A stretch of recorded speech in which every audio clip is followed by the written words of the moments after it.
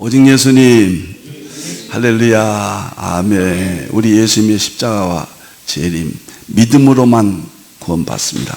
하나님의 말씀 정보, 창세기 1장 3절, 그 다음에 예수님의 생명, 요한복음 1장 1절에서 4절, 성령님의 기 에너지, 시편 33편 6절, 그리고 히브리서 4장 12절, 삼위일체 하나님께 찬양과 경배와 영광을 세세토록 돌립니다.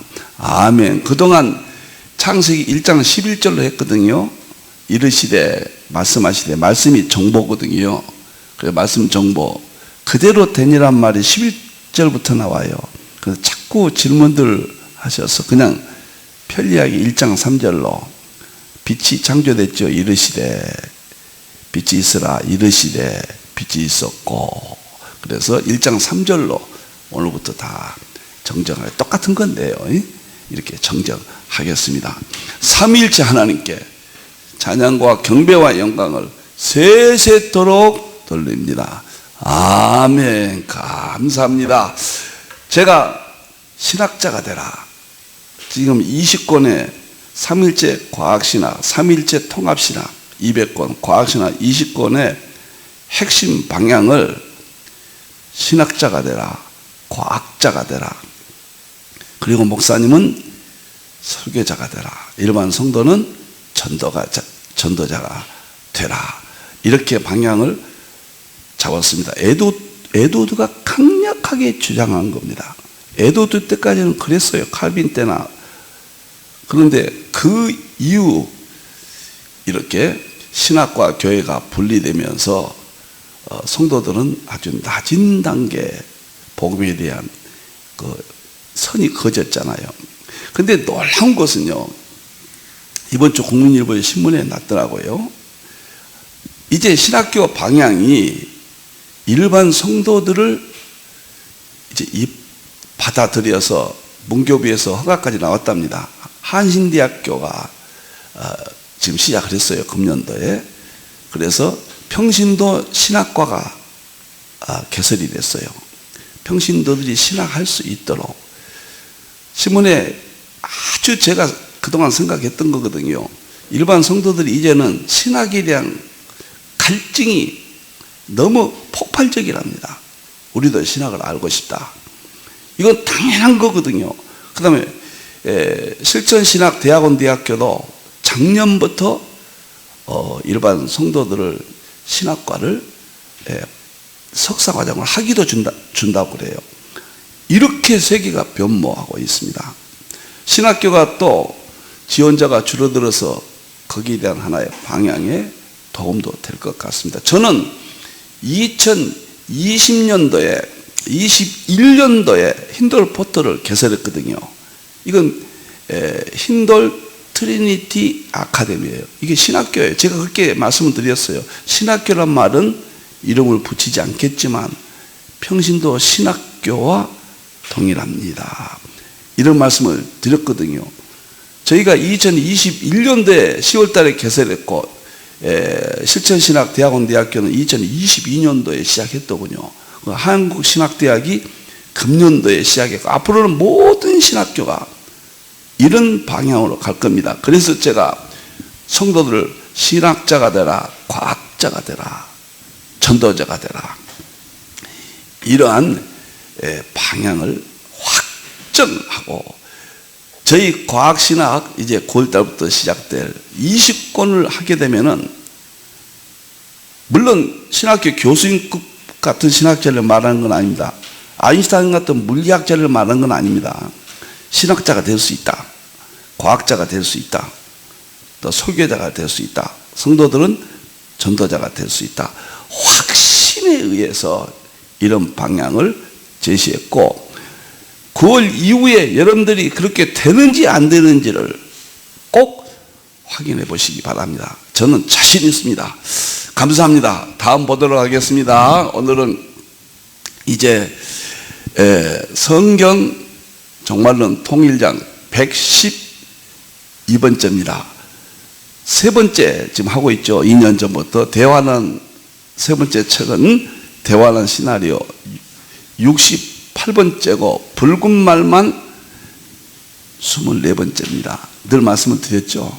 붉은 말 전쟁 하나로 21세기 시대 정치, 경제, 군사 궁금한 모든 것들을 미래까지 어떻게 전개될 것까지 전부 붉은 말 하나를 통해서 100여 번 앞으로 진행된다. 깜짝 놀랄 겁니다.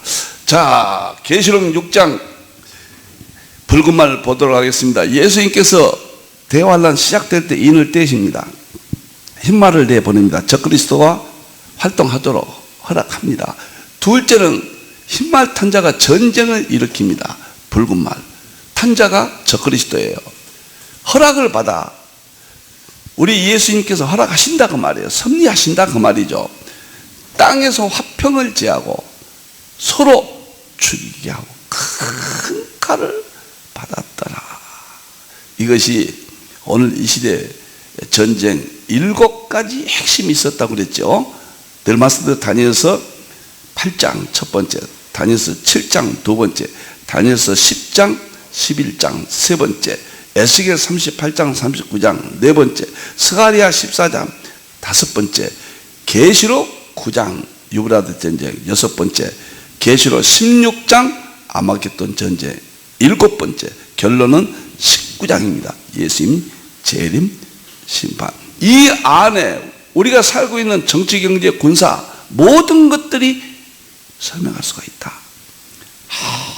진지합니다. 감사합니다. 이제 본문으로 들어가겠습니다. 다니엘서 7장은 7가지를 제가 한다고. 전쟁 중에서 다니엘서 7장이 왜 심장이라고 그러는가? 그것은 사자가 러시아고 곰이 중국이고 표범이 중동이고 천리빨이 EU, 나토, 작은 뿔은 적그리스도다. 이 네 짐승까지 오늘 하겠습니다. 천리빨까지요.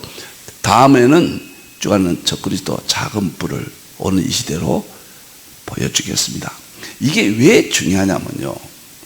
전쟁에 대한 예언들이 있지만은 과거의 구약의 역사, 세상의 역사를 통해서 예언됐고 계시록은 상징을 통해서 예언됐는데 전쟁이 있는 건 알지만 어느 국가가 어떤 모습으로 어떤 형태의 전쟁 알 길이 없어요. 그런데 놀랍게도 네 짐승을 통해서 러시아, 중국, 표범, 천리빨, 그 다음에 적그리스도 이것이 밝혀짐으로써 놀랍게도 러시아다, 중국이다 이러면 또 어려워요. 그런데 사자다, 곰이다, 표범이다, 그리고 천리빨이다. 이 상징, 이 짐승으로 표현된 이것이 많은 답을 줍니다. 짐승의 모양이 비교론으로 모든 답을 주는 거예요. 그래서 너무도 신묘망측하고 정말로 상징이라는 세계가 너무도 이리하고 하나님의 두 번째 문자가 첫 번째 언어, 두 번째 상징 언어, 세 번째는 과학 언어, 이 세 가지로 성경이 기록되었습니다. 자, 그래서 이 핵심이 이렇게 짐승이라는 상징 기법이 모든 것을 알 수 있게 한다. 오늘은 아주 이 다니엘 네 바람 네 왕은 지난주에 했습니다. 네 바람이 이 네 짐승이 일으킬 전쟁, 네 왕이 이 러시아, 중국, 중동, 천리빨, EU 네 왕, 계시록에도 네 바람을 냈다. 지난 주간에 살펴봤습니다. 오늘은 다니엘 네 짐승 전쟁의 직접적인 오늘 이 시대 국가로 설명을 하겠습니다. 야, 7가지 하면은 굉장히 여러분들 이해할 수 있습니다. 자, 그 다음에 보도록 하겠습니다. 첫째 짐승, 여기서 보면은 7장 4절이에요. 첫째는 사자와 같은데, 러시아라고 그랬죠. 왜 사자냐? 이제 여기 다 자세히 했지만 또 한번 보겠어요. 짐승이 왕이거든요. 이 세상의 왕은 러시아다. 러시아. 이게 저는 깜짝 놀란 게요. 러시아의 그 땅 모양을 보세요. 꼭 제 개인적인 생각입니다만 그 사자 모양 같아요. 깜짝 놀랐어요. 그 다음에 곰은 사자보다 못하잖아요. 군사력을 말한 겁니다. 지금 전쟁이니까요. 놀랍도록 중국의 힘. 참, 표범은 중도 날쌔잖아요. 석유 팔아서 급성장한 표범의 특징. 그 다음에 천리발은 부서뜨린다. 이런 전성하고 비교가 안 되는 이유 플러스 미국 플러스 나토.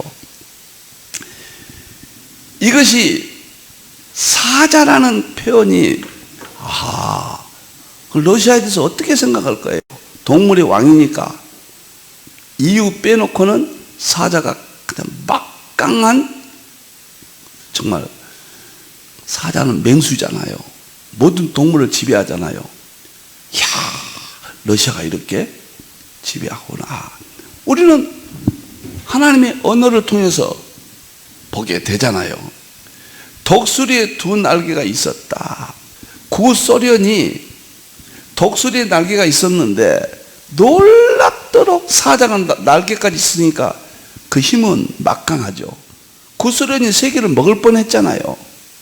응? 내가 보는 중에 그 날개가 뽑혔고, 두 날개가 뽑혔다는 구소련이 멸망했잖아요. 땅에서 들려서 사람처럼 두 발로 서게 함을 받았으며 다시 사람처럼 막강한 힘을 가지고 다시 나타난다면 사람의 마음을 받았더니, 그래서 강력한 대환란 때 전쟁의 첫 번째 주역으로, 뭐 할 말은 많지만은 오늘 다 못하거든요. 다 해야 되니까 간략하게 말씀드리겠습니다. 자, 사자는 동물의 왕이다. 그러니까 군사적으로는 천리발 빼고는, 적그리스도 국가 빼고는 이 세상에서는 러시아가 왕이에요. 지금 핵이 미국보다 더 많아요. 군사력은 중국이 못 간다고 합니다. 막강합니다. 과거 구소련은 공산주의 종족으로 사자의 유세와 같은 지배력을 동유럽을 병합하려 했잖아요. 너무너무 놀라운 것은요, 러시아 현재 군대가 사자 마크에다가 독수리 날개가 2개 달린 그 마크예요. 저는 처음에 이거 보고 깜짝 놀랐어요. 아니 2500년 전에 다니엘서가 예언된 대로 러시아가 나타나고 명칭까지 똑같잖아요. 그 러시아의 상징이 사자고 독수리의 2 날개까지 있고, 어떻게 이런 일이, 세상에 이런 일이 무슨 TV 프로에 그런 제목이 있더군요. 어떻게 성경의 위대함이 이렇게도 정확히, 이게 상징이라는 게 이런 겁니다. 만일에 사자가 소련을 했다 그러면 러시아는 뭐냐, 이게 복잡해지거든요.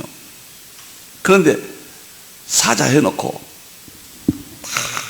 이것들을 통해서 다 설명할 수 있도록 하나의 말씀이요.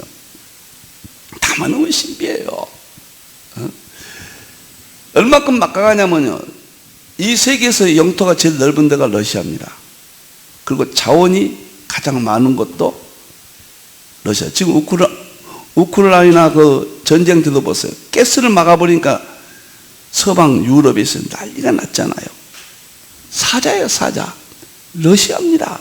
그래야 지금 국제 정세를 다 설명할 수가 있는 거예요. 두 번째, 독수리 2 날개를 뽑아버렸다. 있었다는 것은 구소련 초기에는, 저는 날개는 하늘까지 올라가잖아요. 그것은 막강한 사자 독수리 합치면 막강했다. 소련의 팽창력, 강력한 힘, 이걸 말하는데, 또 재밌게도 우주 과학을 보면은 소련이 먼저 달나라갔어요. 하늘을. 그것까지도 연상이 좀 되더라고요. 꼭 그렇게 볼 수는 없겠지만은, 이건 막 강한 것을 이야기하지만 그것까지도 저는 이렇게 넓게 이해가 됩니다. 참 놀랍고. 그래서 독수리의 두 날개가 있고 이제는 뽑혀버렸다. 너무 놀라운 것은 1991년 12월 26일 소련 최고 평의에서 해체가 돼버렸죠. 정말로 놀랍고 놀라운 것. 구소련이 붕괴됐고 지금 러시아로 재편됐는데, 러시아가 지금 세계, 구소련이 다소 약화됐지만은 그래도 그때는 구소련은 미국과 쌍벽을 이루는 막강한 군대였는데, 이제 미국과 비교는 안 되지만은 그 나머지는 사자 역할을 한다 그 말이에요. 이름까지 똑같다 그 말이에요. 이런 진리가 어디에 있습니까 이 세상에? 이렇게 해도 성경을 안 믿을 겁니까? 계시록을 안 믿을 겁니까? 대환란을 무시할 겁니까? 지금 이 시대에 낙엽 하나 떨어지는 것도 하나님 하신 일을 믿지 아니할 것입니까? 놀랍고 놀라워요. 제가 할 말은 많지만은 오늘 5개를 해야 되니까 두 번째 보겠습니다. 곰, 중국은, 곰은 힘이 세잖아요. 사자만 못해도 지금 전쟁이니까 군사력을 중심으로 보세요. 저는요 개인적인 생각입니다만 러시아 지도를 보니까 꼭 사자 같고요. 어떻게 보면 혼자요. 중국 지도를 보니까 꼭 곰 같아요. 막강한 힘을, 군사력 또 경제력을 가지고 있잖아요. 곰은 몸 한쪽을 들었다. 두 가지, 한쪽은 한 발로 들었다면 힘이 있다는 이야기고 전 세계를 먹겠다는 야욕을 보이고, 또 한쪽으로는 그 무거운 몸집이 한 발로 들었으면 불안하잖아요. 언제 무너질지 모르죠. 중국이 그래요. 언제 무너질지 모른다. 참. 그 입에 이 사이에는 새 갈빗대가 물렸다. 저는 이것을 티벳, 내몽고, 위구르 그렇게 봅니다. 티벳하고 내몽고는 틀림없는데 하나가 어딜까? 대만이니까 뭐 여러 가지도, 북한이니까 뭐 여러 가지도 뭐 생각들 해봤지만 위구르가 맞겠다. 독립국가에서 중국이 합병을 해버렸거든요.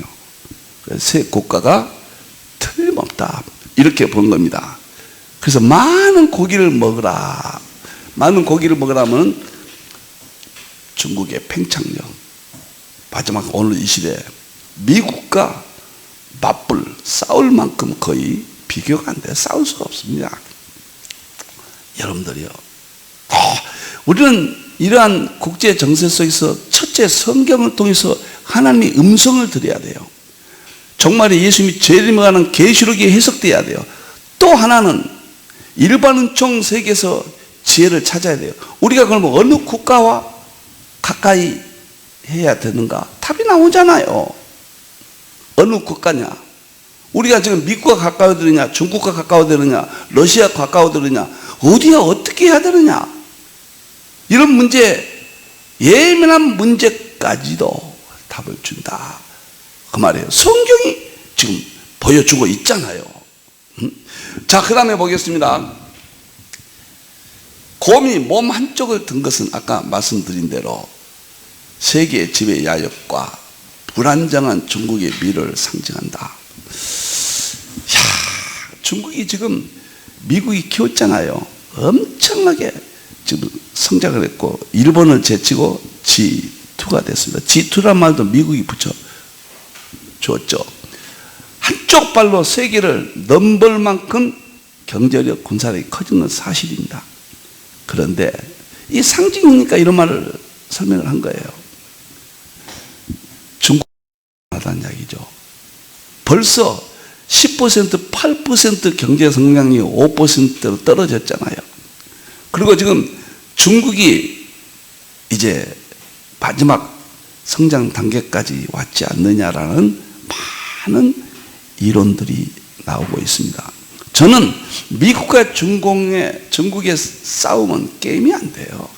이 성경에 보면 천리빨인데 곰하고 게임이 되겠습니까? 러시아가 미국에 대해서 지금 EU에 대해서, EU와 미국을 하나로 봐야 돼요. 나토요. 비교가 안 됩니다. 여기서 다 볼 수 있잖아요. 우리가 어느 국가와 좋은 관계를 맺어야 되는가? 다 좋은 관계를 맺어야 되는 건 좋지만은 그러지 못할 경우 현실적인 답도 나는 미국이라고 보는 거예요. 확실합니다. 기독교 국가고 그것은 말할 것도 없지만은 실리적인 외교라는 측면에서 어디야 우리가 가까이 해야 되는가를 답을 주잖아요. 여러분들, 하나님이 없다고 하는 공산국가와 가까이 할 수 없는 성경적인 진리는 첫째지만은 실리적인 측면도 세상을 살아가는 지혜도 명쾌하게 해서 답을 준다. 그래서 성경이 모든 것의 근본이라고 저는 확신하는 것입니다. 이렇게 한쪽을 드는 것은 불안정한 중국은 아마 거의 다 성장이 마감되지 않았을까. 조금은 더 할 겁니다. 이번에 반도체 보세요. 미국이 반도체 완전히 통제해버리니까 중국이 흔들거린다. 요즘 이번 주 신문들은 그렇게 나옵니다. 게임이 안 됩니다. 여러분들이요. 이거 하나님이 말씀이고 기록된 말씀이잖아요. 성경은 현실을 대한 답변이거든요. 현실과 외면된 성경은 안 되죠. 어느 시대마다 성경은 답을 주거든요. 그 다음에 이사야서에 갈빗대가 있고 많은 고기를 먹으라. 그래서 저는 티벳, 내몽고, 위구르로 보고 이것만 지배한 것이 아니라 지금 베트남과도 태국과도 많은 주위 국가들과 또 1대1로를 통해서 유럽까지 길을 내고 거기에 관련된 경제, 그 다음에 군사까지 염두에 두는 막강한 개혁이 거의 자초되고 있다 그러잖아요. 그래서 많은 고기를 전 세계를 지배하는 패권 국가로 제2 냉전 시대 주역으로 EU, 미국과 러시아와 중국의 세 축, 그 다음에 중동이 하나 표범이지만은 그것은 네 축이 오늘 국제성세와 100% 똑같잖아요. 뭐가 틀립니까? 이제는 영적으로 보는 무천년이라든가 이스라엘 문제로만 보는 세대지 문제는 우리가 같이 더 함께 연구를 해서 미래적이고 실제적이고 보여주는 이러한 해석에 관심을 가져야 된다. 이렇게 봅니다. 정확하게 중국을 말하고, 저는 벌써 40년 전부터 이걸 알았기 때문에요. 이것은 2009년도에 알았고 2009년도부터는요 확실하게 국제정세가 구분이 됐습니다. 세 번째는 표범을 보도록 하겠습니다. 셋째는 표범가 있는데 등에는 새 날개 넷이 있고 짐승에 또 머리 넷이 있으며 권세를 받았더라. 자, 너무너무 놀란 것은 왜 중동을 표범으로 했을까? 그러니까 이스라엘에서 전쟁이 나는 핵심은 적그리스도가 세계를 지배하기 위해서입니다. 세상적으로. 또 하나는 영적으로는 성전에 앉아 자기가 하나님이라고 하기 위해서입니다. 두 가지 적그리스도가 목적이에요. 그래서 온난화니 지구온난화로 지금 하와이가 80%가 불로 타버렸어요. 캐나다, 그리스, 미국이 지금도 불이 꺼지지 않고 있어요. 비가 오면 좀 꺼지는 데다 또 놀랍도록 세계가 불타고 있습니다. 온난화 영향이잖아요. 이런 모든 문제 속에서 가장 무서운 것이 지금 전쟁이거든요. 3차 세계대전. 그 전쟁의 핵심은 중동과 이스라엘입니다. 성전 문제예요. 그러니까 표범이 가장 빨라요. 근데 성장세를 보면 중동은 거의 가난했던 국가가 석유가 나와가지고 정말 표범처럼 한순간에 미국과도 겨루고 이스라엘과도 겨루고 세계 네 번째 세력이 되어버렸습니다. 너무너무 놀라요. 이 석유 때문에 경제, 군사, 그 다음에 어마어마한 일들이 벌어지고 있다. 근데 등에 날개가 넷이다. 표범이 가장 빠른데 날개가 2개 다니고 4개가 있으니까 얼마나 빠릅니까?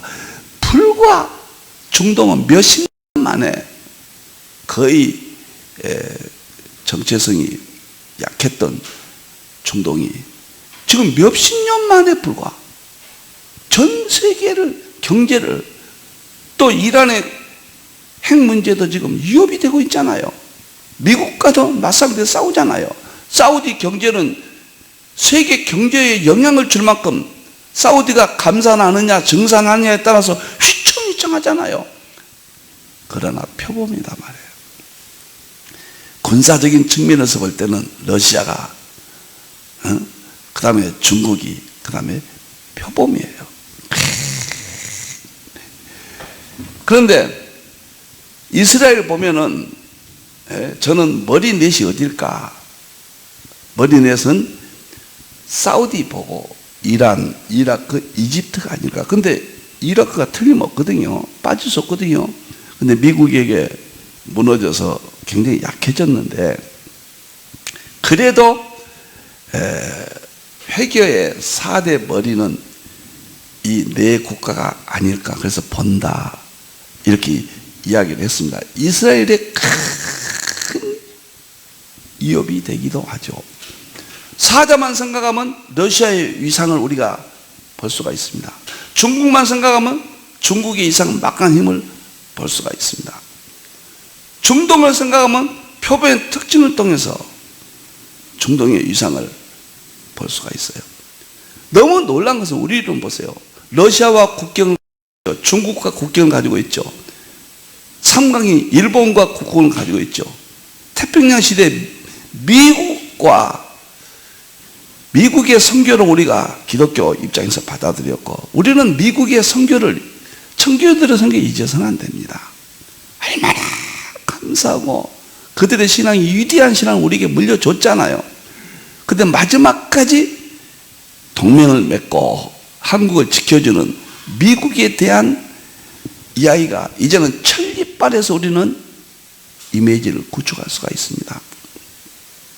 사자, 곰, 표범. 천리빨은 뭐라고 했냐면요, 쇠로 된 이빨은 환상건데 넷째 짐승은, 쇠로 된 짐승은 놀랍고 무섭고 매우 강하고, 쇠로 된 큰 이빨이 먹고 부서뜨리고 발로 밟아보고, 이 짐승은 전에 새 짐승과는 전혀 다르고 뿔이 여리다. 이건 이유를 말하거든요. 그러니까 적그리스도 국가를 말한 겁니다. 작은 뻔은 오늘 하지 않습니다. 적그리스도가 마지막에 이 천리빨과 하나 돼서 유럽 나토와 하나 돼서 그 군사력을 통해서 전쟁을 일으키고 불군말을 일으키고 그 전쟁에서 세계를 지배하고 이스라엘을 보호해서 이스라엘이 전쟁에 승리하도록 도와주고, 이스라엘은 적그리스도를 받아들이고, 적그리스도는 성전에 앉아 자기가 하나님이라고 그러고, 사도 2장 4절에 그랬죠. 성전에 앉아 하나님이라고 그런다. 예수님께서는 적그리스도가 성전에 거룩한 것에 딱 서면은 이제 도망가라. 끝났다. 대환란이다. 이렇게 자세히 말씀해 주셨거든요. 성경은 하나의 사건이에요. 놀랍도록 붉은 말 하나를 통해서 전체를 이렇게 보여줍니다. 새로 된 큰 이빨은 러시아, 사자, 곰, 중국, 표범, 중동과는 비교가 안 되는 천하무적인데, 저는 나토는 EU 플러스 미국 플러스 이스라엘 플러스 교황권, 그야말로 천하무적입니다. 천하무적. 지금 현실이 그러잖아요. 교황은, 적그리스도는 유럽의 연합의 이태리 아닙니까? 심장부 아닙니까? EU가 1957년도 교황청에서 발족이 됐어요. 교황청이 이유를 발족을 시킨 거예요. 이게 우연입니까, 여러분들? 잘 보셔야 됩니다. 다음 시간에는 작은 뿔 적그리스도를 보겠어요. 무섭고 놀랍다는 말은 군사력과 경제력, 핵무기, 이 모든 것들을 세계를 지배한다. 열불은 계시록 17장 7절에서 14절 보면은 열불은 유럽연합이라고 자세히 나옵니다. 그 부분 해석을 하면요, 이건 유럽연합을 말하면서도 지금 유럽연합 아닙니까? 천리빨은 10개의 뿔이니까, 뿔은 권세를, 권력을, 힘을 말하니까 이 세계를 통째로 지배하는, 미국이 단독 세계를, 중국을, 러시아를 더 강하지만은 지배하려면 몇 배의 힘이 있어야 되거든요. 그게 미국 단독은 안 됩니다. 미국도 지금 세계에서 빚이 제일 많잖아요. 위기가 점점 오고 있지 않습니까? 그래서 미국과 유럽도 안 되거든요. 러시아에 위협이 있잖아요. 같은 서방이죠. 제2의 영국이 미국 아닙니까? 그래서 통합할 수밖에 없고, 거기에서 탄생된 교황청이 배교의 일을 우리가 볼 수가 있잖아요. 그래서 정확하게 이렇게 설명이 되어진다. 참 놀랍고 놀랍습니다. 네, 그러면 다섯 번째 이제 설명을 드리겠습니다. 이것이 계시록과 무슨 관계가 있느냐? 사자, 러시아, 곰, 중국, 표범, 중동, 천리빨, EU 플러스 나토, 미국, 이스라엘, 교황권, 막대하죠. 여기까지는 밝혀졌잖아요. 이제 이것이 아니라고 해야 될 이유도 없고 근거도 없습니다. 아마 다니엘서 7장을 이 시대에 4대 서역으로 풀고 이렇게 풀이라는 것은 힌들이 아마 세계 최초가 아닐까, 저는 그렇게, 아직까지는 제가 계시록 관련된 저서를 1000여 권이 있었거든요. 제가 발견을 못했습니다. 이걸 자랑이라고 생각하지 말고 힌들이 이렇게 했다 하면은 여러분들이 양해를 해주셔서 여러분의 판단력을, 도움을 받기를 바랍니다. 자, 그러면은 이 4대 짐승이 계시록과 어디에서 만나느냐는 것은 물론 7장에 네 바람, 네 천사, 지난 시간에 말씀을 드렸죠. 직접적으로는 다니엘서 9장이에요. 다니엘서 9장에 보면은 7장이 아니라 9장이죠. 이렇게 이 9장에 보면은 유브라데 결박한 네 천사가 네 짐승입니다. 네 천사가 놓아주라. 그러니까 예수님께서 대환란 시작되면은 흰말이 나타나고 바로 전쟁이 터져요. 그걸 못하도록 지금 막고 계세요. 왜? 하나님의 종들을, 교회들을 인쳐서 환란을 이길 수 있도록 준비 기간입니다. 지금은 이제 깨우는 일만 남았거든요. 그래서 교회는 회복되고 신학교도 회복된다. 저는 그렇게 봐요. 한국이 상당한 의미를 가진 중심 선교의 마무리 국가가 된다. 뭐 여기까지 늘 말씀을 드렸죠. 그런데 예수님께서 지금 맡고 계신데, 때가 그날과 그 시는 모르지만은 예수님이 허락하실 때 흰말 적그리스도가 나타나고 전쟁이 일어나는데, 그때는 이 지구촌이 엔트로피를 통해서 최악의 상태가 됩니다. 인간의 마음이라든가 재앙이라든가 지진, 기근, 할 것 없이 많은 지금 사건들이라서 견딜 수 없는 상황이 될 때 교황이 세계 평화를 명분 삼아 나타날 겁니다. 그러나 적그리스도하고 모르죠. 세상 사람들은. 그것은 정통 신학과 정통 교회들에게는 하나님께서 다 이미 지혜를 주셨고 역사적으로 교황이 적그리스도다, 칼빈, 웨스트민스터 신앙 고백서 얼마나 많이 예언이 되어 있습니까? 그리고 똑같잖아요, 계시록가요. 자, 그러면은 너무너무도 보는데 다니엘서 7장과 계시록 9장 내 짐승은 여기서 만난다. 내 천사가 내 짐승이다. 2만만이 계시록에 보면 2만만이 나타나요. 이것은 2억으로 중동과 전세계 이슬람 세력들로 이슬람과 이스라엘의 전쟁이거든요. 그렇게 봅니다.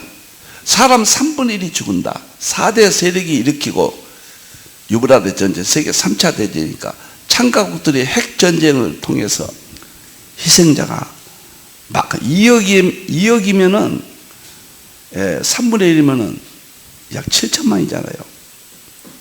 약 7천만 명 정도가 죽지 아니할까. 지금 뭐 지진으로 뭐 몇십만 명도 죽고 전 세계가 지금 뭐 몇천 명, 몇만 명 죽는 것은 아무것도 아니잖아요.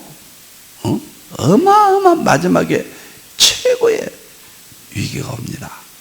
그래서 적그리스도가 승리하고 이스라엘도 승리하겠죠. 자기가 하나님이라고 그러니까 이스라엘은 정신을 차리죠. 우상인 줄 알게 되죠. 그것이 대환란 중간에 있잖아요. 30일. 그래서 마지막 45일 동안에 막강한 적그리스도 세계 지배력을 통해서 교회를 완전히 핍박합니다. 그래서 끝까지 견디는 자는 구원을 얻으리라. 대환란 중간 30일, 45일이죠. 창세 이래로 있는 환란이 없다. 이후에도 없을 것이다. 그날을 감하지 아니하면 구원받을 육체가 없다 그랬어요. 구원받을 자 육체, 실제적이다 그 말이에요. 그래서 대환란 후 3년 반은 7년 대환란을 적그리스도가 잡았지만 예수님이 1260일 전 3년 반만 환란을 주시고 75일을 통해서 마지막 우리가 고통을 받고 이긴 자들이 예수님이 재림해서 그날을 감해서 우리가 공중으로 휴구하는 영광스러운 대환란 시나리오입니다. 거기에 핵심이 다니엘서 7장의 내 짐승이에요. 주역들. 이게 아니면 봉봉봉봉 뭐 여론들이 헷갈리죠. 그게 상징을 해야 된다. 이 말씀을 제가 또 드립니다. 천사를 놓아둬라. 예수님께서 허락하신 거예요. 예수님이 악을 조성하셨다. 그게 아니에요.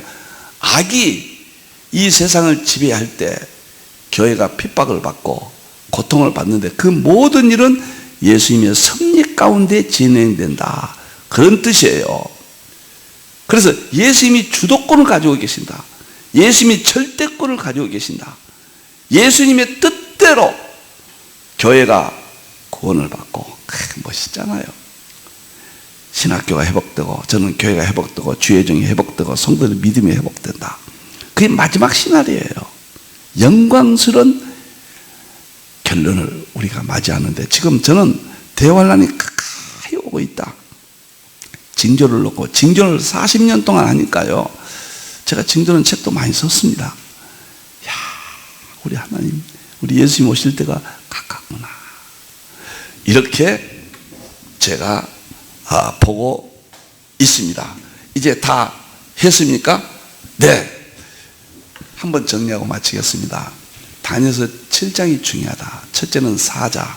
사자라는 그 상징성, 짐승을 통한 러시아, 곰을 통한 중국, 표범을 통한 중동, 철 이빨을 통한 EU, 나토, 미국 세력.